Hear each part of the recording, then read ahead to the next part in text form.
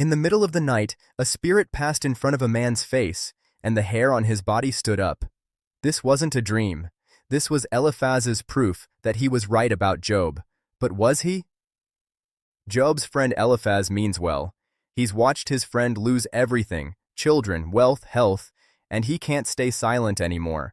So he speaks, and his opening argument isn't cruel, it's careful. He says, "Can mortals be more righteous than God?" He tells Job about a night vision, a spirit gliding past his face in the dark, a voice whispering that no human is truly innocent before his maker. Eliphaz believes suffering is always the result of sin. Clean math. Bad things happen to bad people. But Job's response in chapters 6 and 7 is the rawest cry we've heard from him yet. He doesn't want correction. He wants relief. He compares his friends to a wadi, a desert streambed that looks like water from a distance, but when you're dying of thirst and finally reach it, it's bone dry. That's what Job says his friends have become. Welcome back to Daily Bread Chronicles C2O. I'm so glad you're here. This is day 187 of the one story that leads to Jesus reading plan from BibleProject.com, and today we're in Job chapters 4 through 7, paired with Psalm 32. Stick with me. Where this goes will surprise you. Eliphaz isn't a villain. That's what makes Job 4 to 5 so uncomfortable to read. He's a grieving friend trying to make sense of senseless suffering, and he reaches for the only framework he has: retribution theology. Sin causes suffering. Suffering proves sin. It's tidy. It's also about to be proven wrong by the very book we're reading. Job 4, 12-16 gives us one of the eeriest scenes in the Old Testament. A spirit slips past Eliphaz's face in the dead of night, and dread seizes him. He hears a voice ask, "Can a mortal be more righteous than God?" It's not a demonic encounter or a divine one we're told to trust outright. It's Eliphaz's own night vision, and Scripture never confirms it as God's actual word. That distinction matters. Job's friends will speak often and confidently, but not everything confident is correct. Job 5:7 lands one of the book's most quoted lines, "Yet man is born to trouble as surely as sparks fly upward." True as a general statement about a fallen world, but Eliphaz is using it to indict Job specifically, and that's the misapplication. Job 6-7 give us Job's answer, and it's devastating. He says his complaint is heavier than the sand of the seas. He compares his friends to a wadi that vanishes the moment travelers actually need it. 6:15-20. Beautiful imagery for a painful truth. Comfort that arrives with conditions isn't comfort at all. By chapter 7, Job turns his words toward God directly, asking almost sarcastically, "Am I the sea or the monster of the deep that you set a guard over me?" He's not being flippant. He's a man in agony, wondering why the God of the universe seems so focused on watching his every move. Did you know? The Hebrew word for spirit in Eliphaz's vision, ruach, is the same word used for God's breath in Genesis 1 and the wind over the waters at creation. The same word, but not always the same source. Good theology can still land wrong when it's aimed at the wrong moment. Eliphaz isn't lying, he's just answering a question Job never asked. Have you ever received correct advice that still felt like the wrong thing to say? Tell me in the comments. Eliphaz, chapter 4. Then Eliphaz the Temanite replied, "If someone ventures a word with you, will you be impatient? But who can keep from speaking? Think how you have instructed many, how you have strengthened feeble hands. Your words have supported those who stumbled. You have strengthened faltering knees. But now trouble comes to you, and you are discouraged. It strikes you, and you are dismayed. Should not your piety be your confidence and your blameless ways your hope? Consider now, who, being innocent, has ever perished?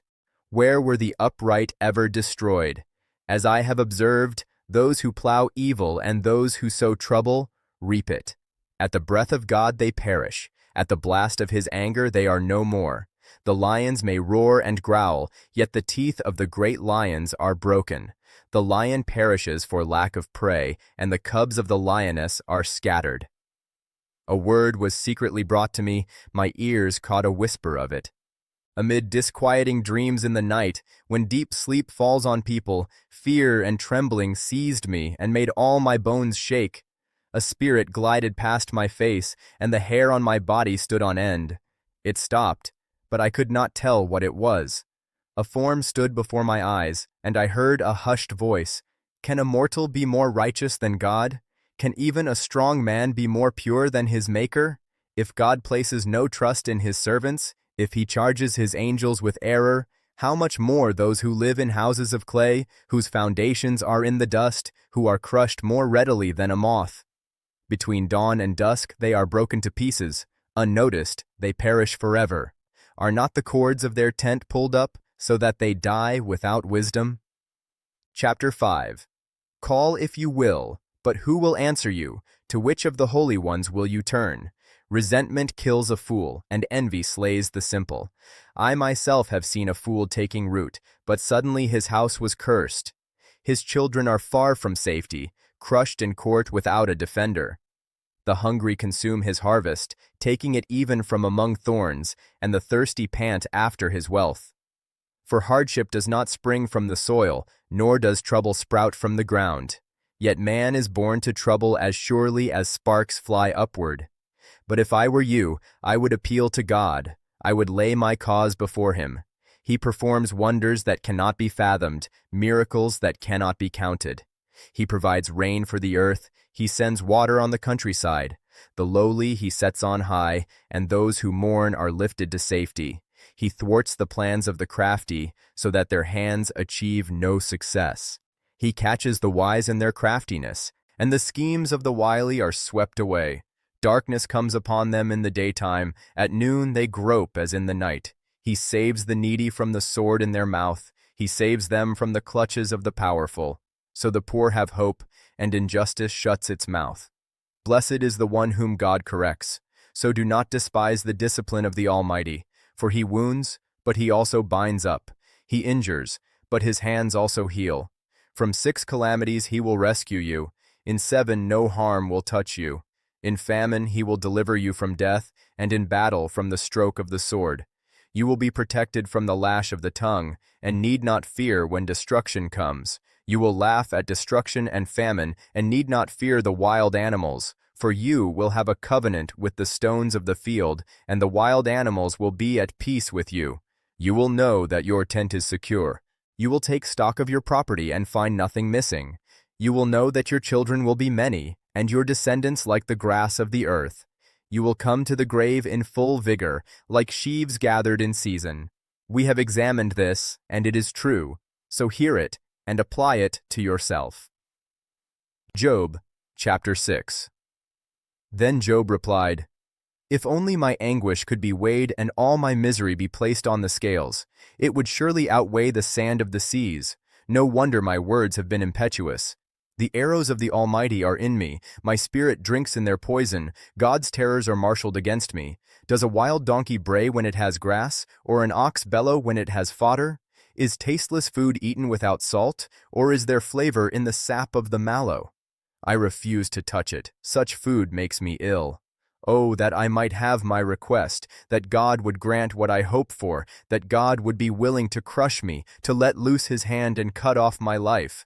Then I would still have this consolation, my joy in unrelenting pain, that I had not denied the words of the Holy One. What strength do I have that I should still hope? What prospects, that I should be patient? Do I have the strength of stone? Is my flesh bronze? Do I have any power to help myself, now that success has been driven from me? Anyone who withholds kindness from a friend forsakes the fear of the Almighty. But my brothers are as undependable as intermittent streams, as the streams that overflow when darkened by thawing ice and swollen with melting snow, but that stop flowing in the dry season and in the heat vanish from their channels. Caravans turn aside from their routes, they go off into the wasteland and perish. The caravans of Tema look for water, the traveling merchants of Sheba look in hope. They are distressed because they had been confident. They arrive there, only to be disappointed. Now you too have proved to be of no help. You see something dreadful and are afraid. Have I ever said, Give something on my behalf, pay a ransom for me from your wealth, deliver me from the hand of the enemy, rescue me from the clutches of the ruthless? Teach me, and I will be quiet. Show me where I have been wrong.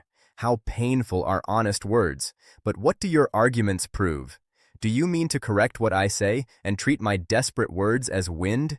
You would even cast lots for the fatherless and barter away your friend. But now be so kind as to look at me. Would I lie to your face? Relent, do not be unjust. Reconsider, for my integrity is at stake. Is there any wickedness on my lips? Can my mouth not discern malice? Chapter 7. Do not mortals have hard service on earth? Are not their days like those of hired laborers? Like a slave longing for the evening shadows, or a hired laborer waiting to be paid, so I have been allotted months of futility, and nights of misery have been assigned to me. When I lie down, I think, how long before I get up? The night drags on, and I toss and turn until dawn. My body is clothed with worms and scabs, my skin is broken and festering. My days are swifter than a weaver's shuttle, and they come to an end without hope. Remember, O God, that my life is but a breath. My eyes will never see happiness again. The eye that now sees me will see me no longer. You will look for me, but I will be no more. As a cloud vanishes and is gone, so one who goes down to the grave does not return. He will never come to his house again. His place will know him no more. Therefore, I will not keep silent. I will speak out in the anguish of my spirit. I will complain in the bitterness of my soul. Am I the sea or the monster of the deep that you put me under guard?